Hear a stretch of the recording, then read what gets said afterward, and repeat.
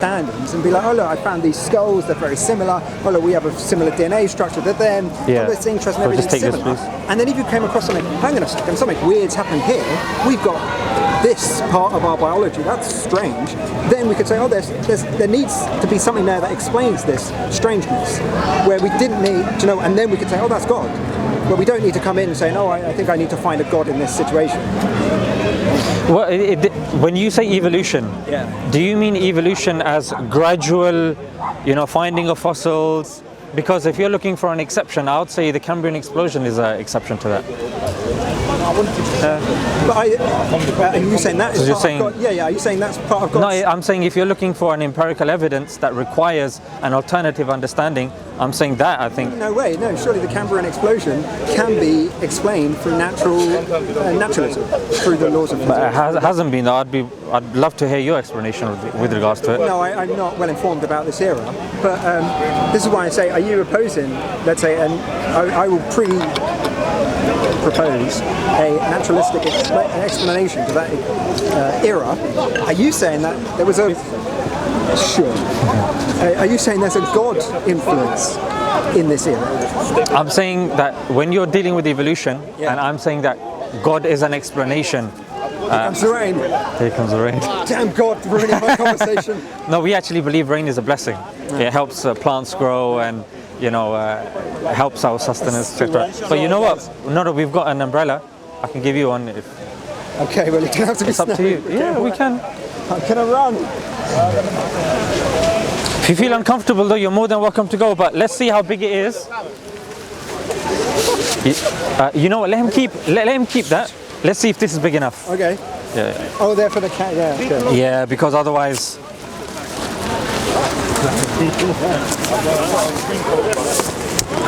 Is that right? Yeah. We're going to have to choose a side to look at the cameras, or we'll have to face way too close with each other. That one's good. That's fine.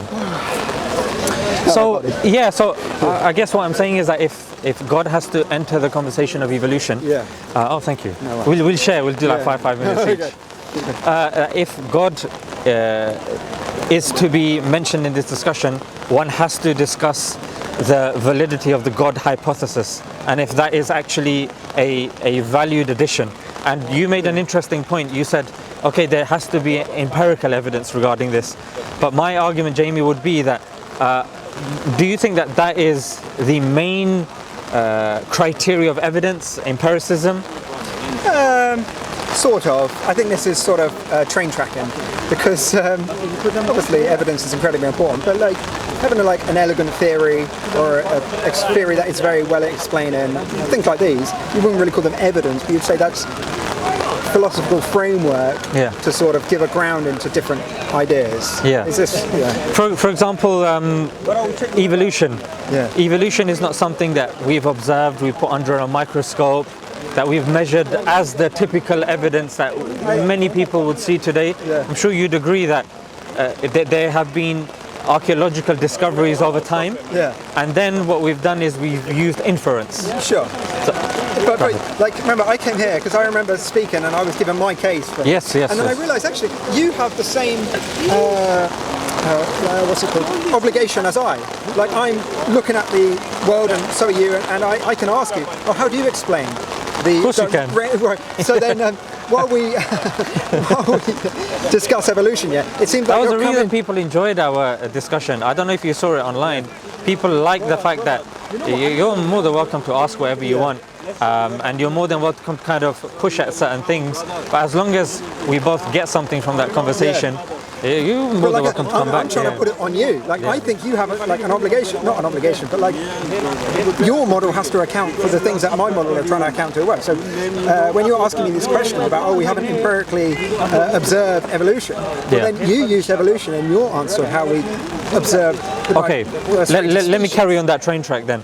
So if I was to continue that level of thought, I would say that whether it's evolution, whether it's Big Bang, whether it's South America or Africa once being a giant continent, all of these things are kind of built up through inference primarily. And what I'm saying is that when somebody asks for evidence, I put forward and I postulate that inference also counts as evidence. Empiricism also counts as evidence. So does logic. So does philosophy. And if a person was to take all of those things, what you're doing is you are scaffolding. You're creating an argument. When some people, Jamie, come forward and they say, you know what, I just want empirical evidence. I'll take over now. Okay.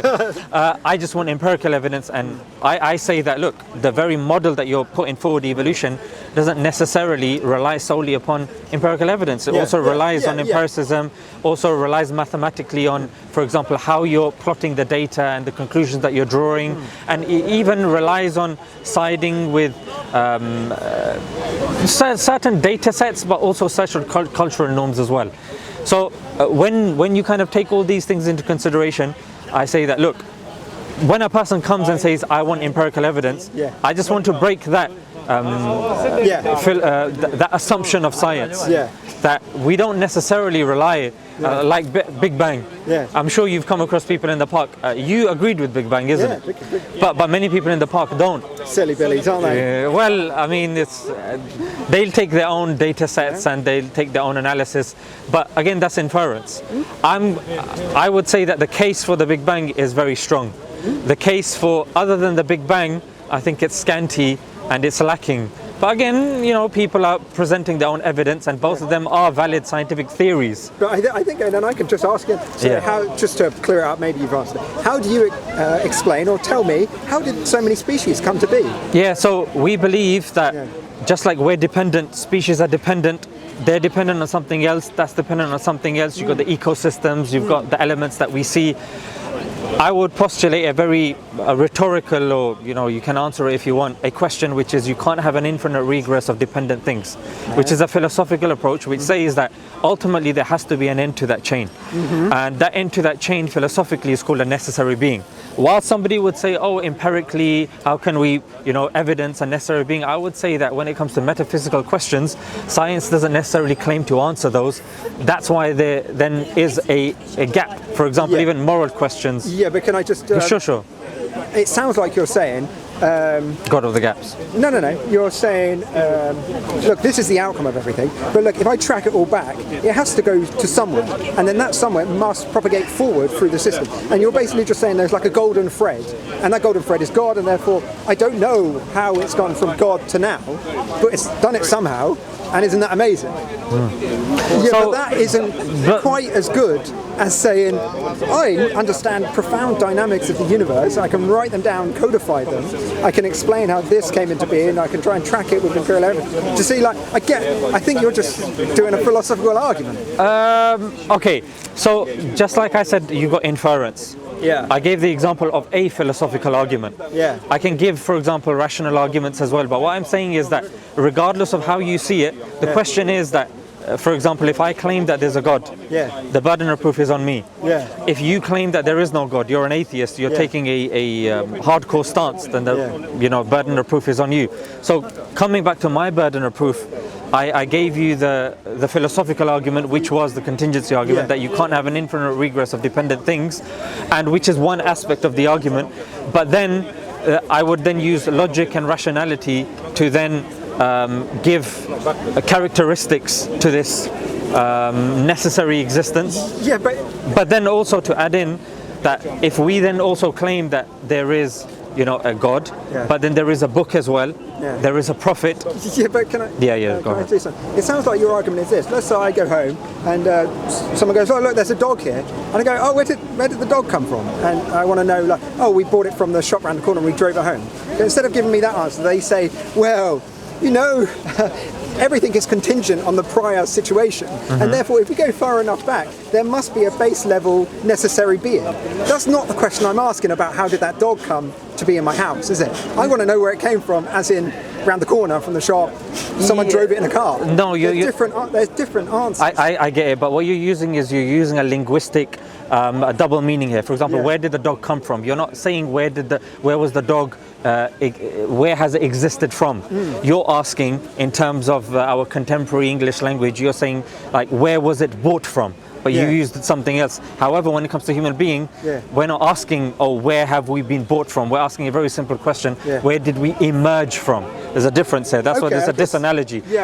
So here, if we're talking about emergence of human beings rather than placement of a dog, that's why I think it's a bit of a disanalogy. I agree. We're somewhat talking past each other, but I just why I like evolution very much. Can I just attempt to answer your question?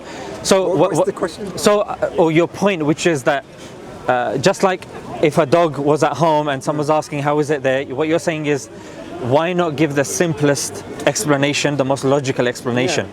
But I would argue that the nuts and bolts of the situation. Yeah, but what I would argue is, when you're saying that this is a simple explanation, that over millions and billions of years, unconscious, unguided, materialistic, mindless forces have been coming together, probability upon probability upon probability, and they have created human beings that have the capacity to dream, to think, to feel, and this all happened because of a cosmic incident.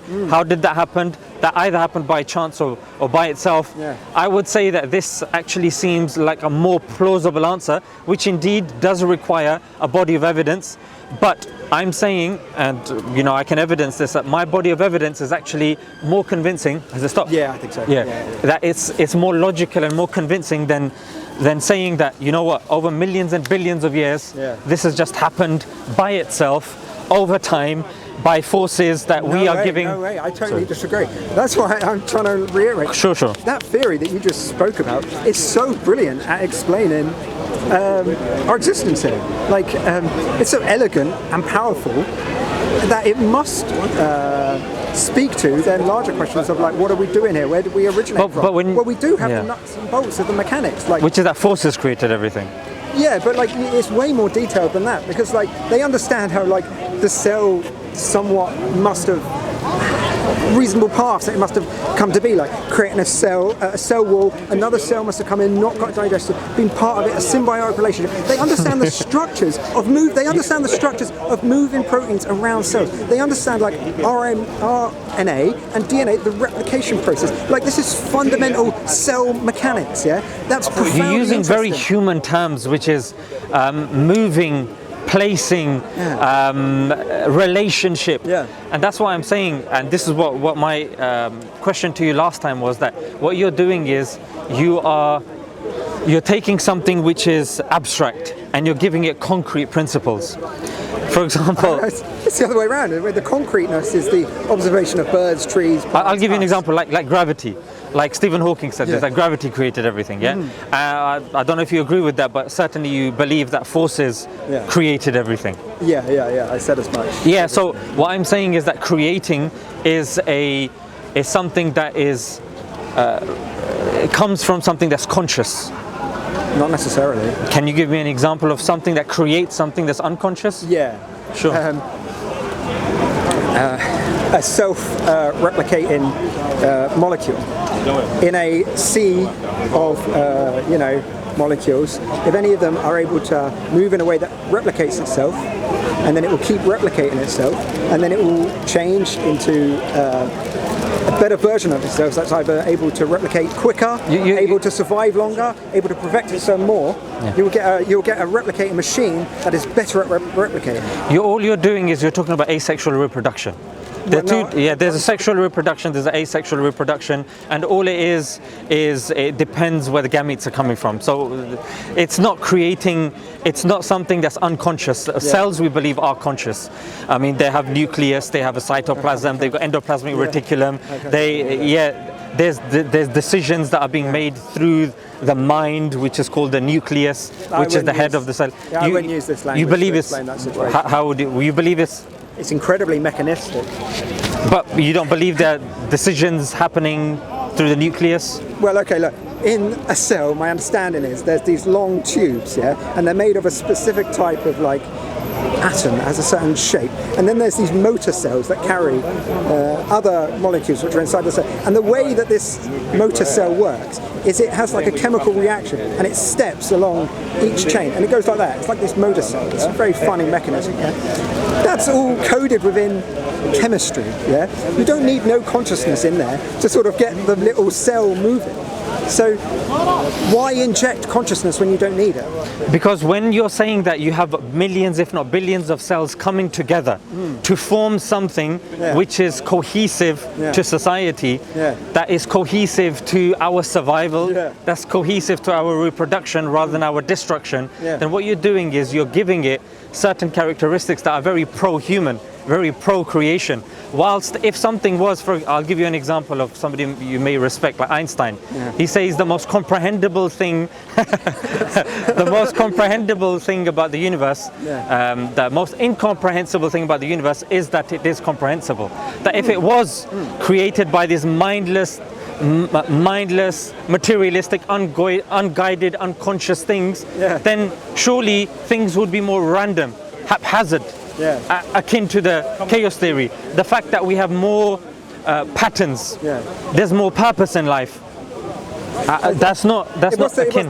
What's the argument called? Do you know, like the pushback against fine tuning, which is like the many universes situation. Like you don't know this is way too philosophical for me. I my other subject. No problem, but I'm familiar with the argument as well. But that argument because again. You say in a universe where it would just be chaos, no rules, you can't even follow it. That doesn't seem like a universe that you can really have a conversation like this in. So it's called we are in the universe that we can have a conversation about. Therefore, it has to follow that we. Do you know what I mean? We're in a universe. Yeah, that's called the anthropic principle. That's the word but then it falls in the fallacy of circular reasoning. It does, because what you're saying is you're assuming again that the universe has been created for human beings. No. It does. I'm saying you're saying if it wasn't for us being here, we wouldn't have been able to observe the fine tuning. Therefore, the fine tuning took place. For example, if I'm at home eating, cakes and ruining someone's birthday party, they're like, "Why are you here?" Oh, well, if you guys weren't here, then you wouldn't have observed me eating this. That doesn't explain why I'm eating the cake and ruining the birthday party. No, it's the other way around, isn't it? Like, let's say there's a billion different universes with all different types with no evidence. Yeah, no evidence. Well, isn't there some like... There's no evidence for the multiverse theory. No, only Marvel brings it up. And he's called Doctor Strange for a reason. No, like empirical evidence, but like frameworks and theories. Empirical evidence, philosophical evidence, like possible worlds, which again religious people posit, but we get accused of. But let's just say you can't explain one universe. Yeah. How is extrapolating that to unlimited amount of universe going to solve the problem? Well, no. I was just, what would you call it, anthropic principle, isn't it? I was going to say how I don't think that is circular. I think that the idea, let's say there's a billion universes, all with different rules, in like, they all fail, they keep breaking down, they're just chaos and nonsense shit. We can't exist in that, but we do exist in one of them, You wouldn't then look back and say, oh, isn't it a miracle that we exist in this one? No, you couldn't have existed in the other one, so this couldn't have existed. But Jamie, are you positing some sort of new theory now, which is the natural selection of universes? Well, I've got no worries about that. I'm straying again into a territory that I don't really know. But physics. No, well, it's more like it's way outside of our actual window, I think. But now that we've delved into that and tinkered with that, the thing that I discussed last time was when you talk about chance and when you talk about forces, these are things that are unconscious and unguided. For example, forces, all they do is they describe things.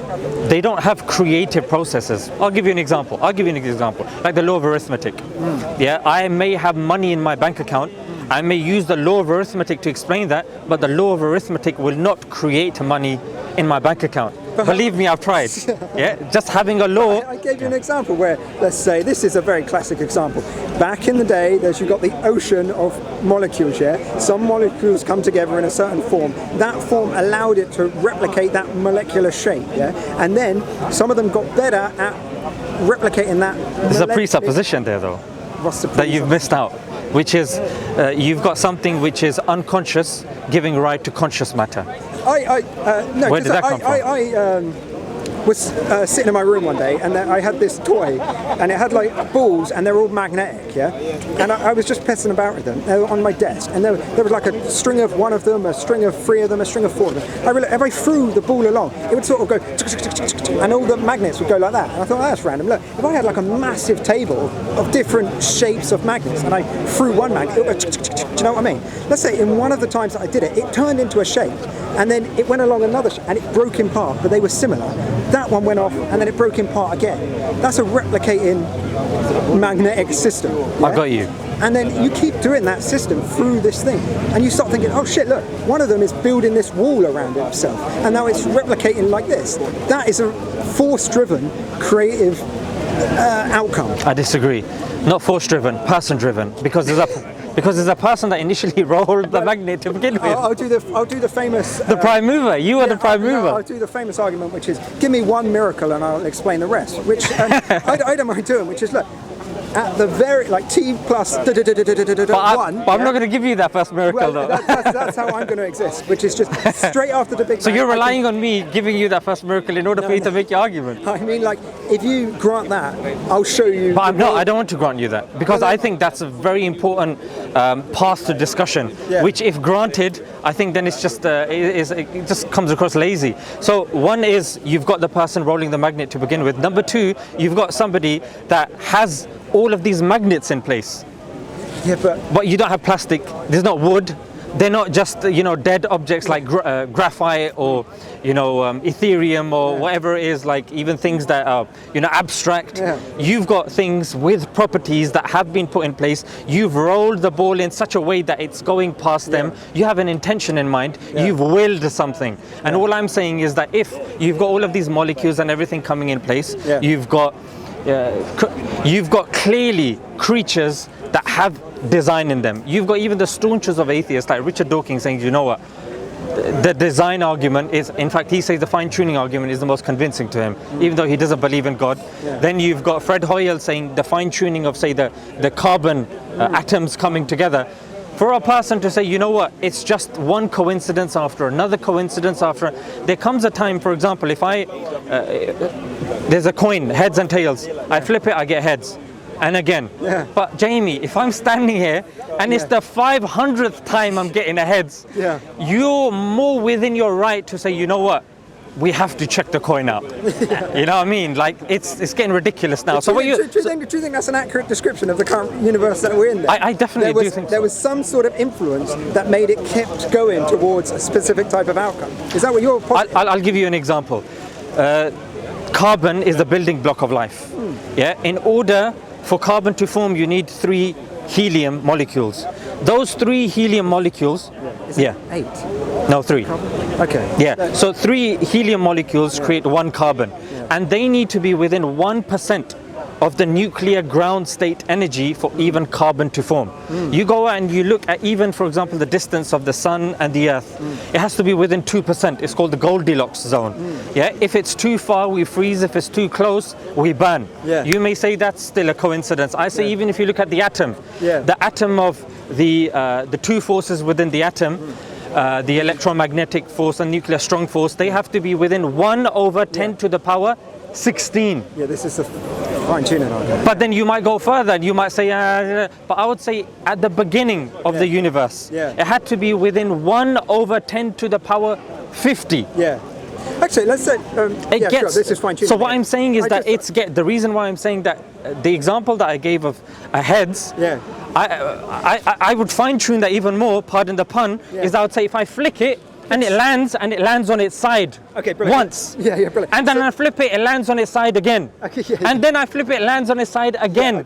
Like, so 50 times. A person will go, you know what? This is getting like ridiculous now. So let me reinterpret your argument. Yeah. So you're saying there was this God chap, and he was there and he went hocus pocus, let me derive a universe into being. I'm going to make it with all these rules and regulations at the beginning, and oh, look at that, it's worked out. And then did he just run the system from, do you know what I mean, time 0, and he just ran the system forward?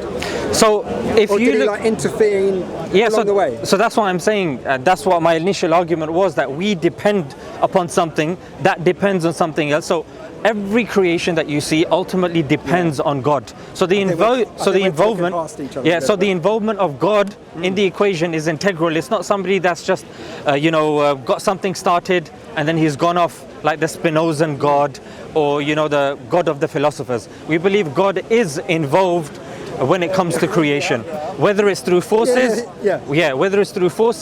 whether it's through mechanisms, we have no issue believing in that. Yeah. Just to try and ask a question, how much is this influence? Let's say, I'm not really sure with the formulas of physics, but I think one of them is F equals ma, force equals mass times acceleration, and it describes like a Newtonian way that things move. Yeah. Can God interfere with that law just like at any sort of time? Like 2,000 years ago, he said, "Oh look, I need this cannonball to sort of have a bit more power." Does he engage in that sort of manner? No, because there's an assumption here that God didn't know that he would change his mind later on in the future. We believe God is all-knowing, so he knows what he would do. There's no need. Yeah. Well, that's the all-knowing. That's the perks of being all-knowing. You're clever, isn't it? So then God, that's what happens. That in the future, we don't believe that God changes his mind. Yeah. We believe he's all-knowing. However, coming back to the point, we believe God is a creator of mechanisms, and these are all mechanisms. The tinkering that you're referring to is, well, I don't know if it was mentioned by David Hume, which was the argument of miracles. Yeah, that's the argument that you're referring to. That's not the argument when it comes to the daily functioning of things. Just one more thing, and then I think I have to go. No problem. Let's say I say, no way am I ever going to believe in a God. I'm just going to study the natural world and just love all of these mechanisms.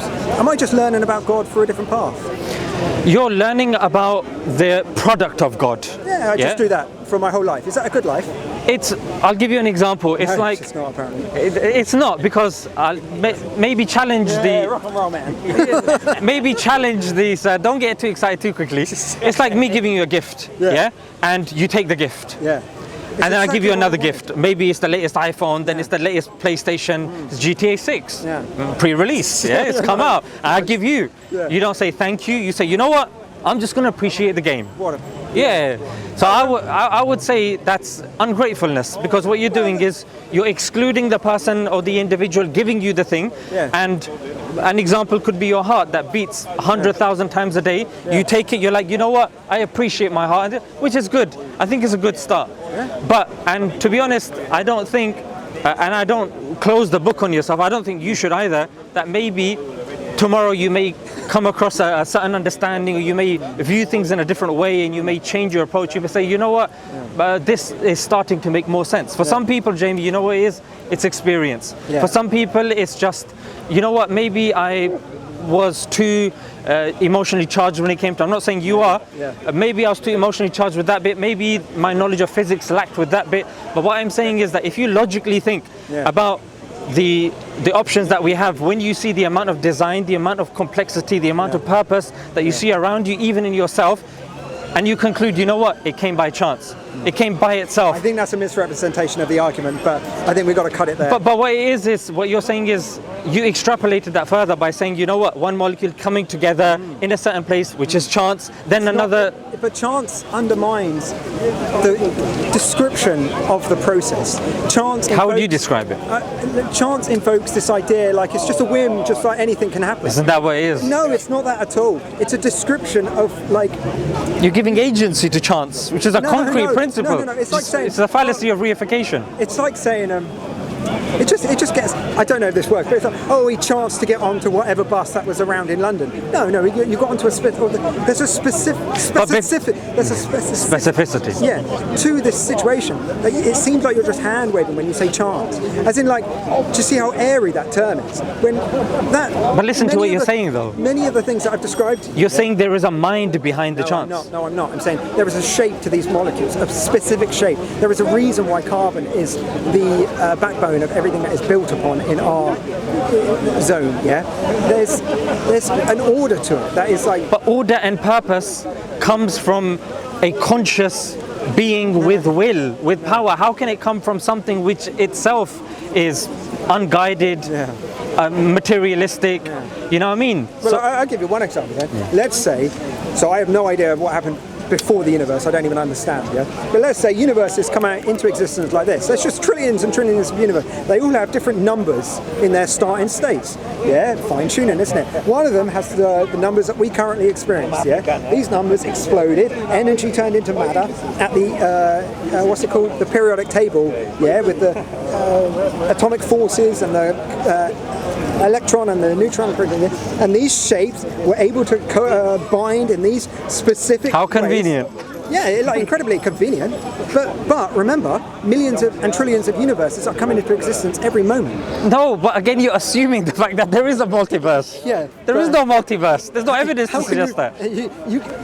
As I've said to you before, if you try and talk before this universe, even that sentence doesn't make sense, because before the universe and time and everything. Remember my position was you can't speak outside of that. So I'm just saying, look, from this universe... You can't speak outside of it, but you can infer though. No, I don't think so. I think everything breaks down. Anyway, no, but you think though, isn't it? Which is good. What you're doing is you're inferring. Because you don't know. Yeah. You're inferring that it breaks down. I'm inferring that it's not. We bring our cases forward and then we see what makes the most sense. That's how it's called inference to the best explanation. Yeah. We're not claiming that this is fact, what happened before and this is that. Yeah. We're saying that, okay, this seems to make the most sense. You're saying, no, the multiverse is there. We're saying, okay, no problem. Yeah. Let's falsify it. What's the evidence for that? Yeah. Is there any evidence for the multiverse? As I said, I don't think it's empirical evidence. I think it's an outcrop of another theory that has reliable... So you believe it's a hypothesis? Yeah. Or it's like one interpretation of a certain set of data that we've picked up. I think we sort of talk past each other a little bit, but it was good chat. Well, it's always nice to have these conversations, I've got Jamie. another thing. I started listening to the Quran a little bit, and I've got a contentious topic. I won't bring up now, but I'll come back to you eventually. Sure, fantastic. You're very pleasant mannered. And thank you. I think we can have a good conversation. Likewise. Thank you. Everyone. I'll take that. Thanks.